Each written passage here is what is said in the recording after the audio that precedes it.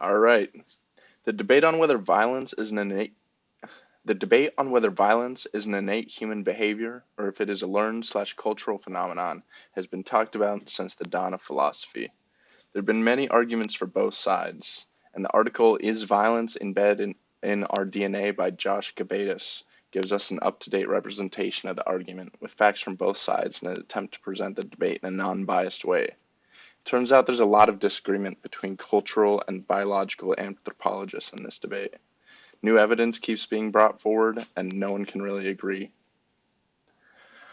Biological anthropologists like David Carrier were attempting to prove that humans had violence in their DNA. Many biological anthropologists have, like Carrier, arrived at the former conclusion that humans are biologically designed for violence. The data from these researchers could be skewed by an agenda they set up to prove their theory, and everyone knows that scientific study needs to be non-subjective to carry any merit. Cultural anthropologists believe that violence and war are a cultural phenomena and are a learned behavior. Cultural anthropologists tend to argue for the latter, that violence and war are cultural phenomena.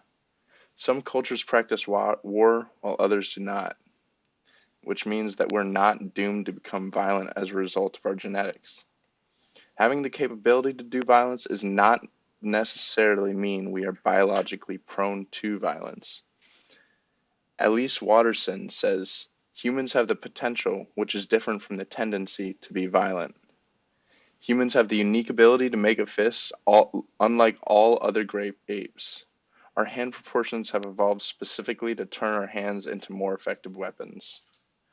We are well designed to prevent ourselves from getting into lethal conflicts and to avoid actual physical confrontation, is a quote by Douglas Fry that necessitates this point.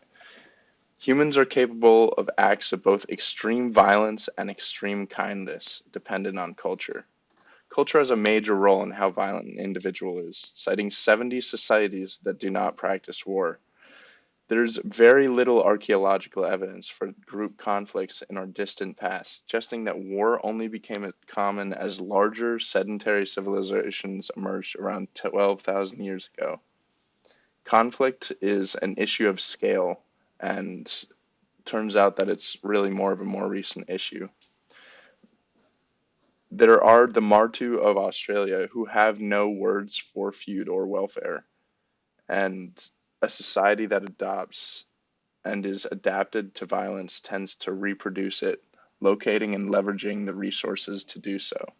That was the AAA president, President Watterson.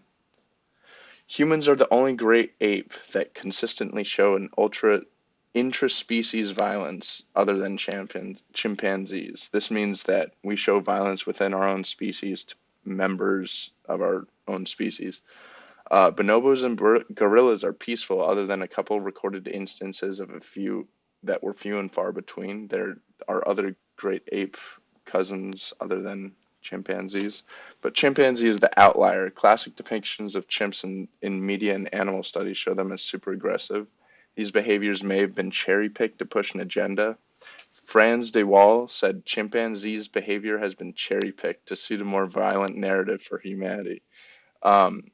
And he also said, even the most peaceful human societies, of course, violence in one form or another is not totally unknown, and the same is true of these peaceful apes. He's talking about the peaceful great apes. And that can also be equated to human society. Just because there are violent outliers doesn't make a society violent. And then Wrangham said, I think the growing evidence about innate propensities for violence have shown rather clearly to be simplistic and exaggerated at best. That's a whole mouthful, but he's basically saying that the debate on whether chimps are innately violent is cherry-picked, and it's oversimplified and used to push an agenda typically. Anyway, that is why I come to the conclusion that humans are not innately violent, and it is a cultural thing. The evidence that is presented in this article just seems to push for that side other than the other side. There's way too many explanations for the violent arguments, and there's too many examples of nonviolent societies for me to believe that humans are innately violent.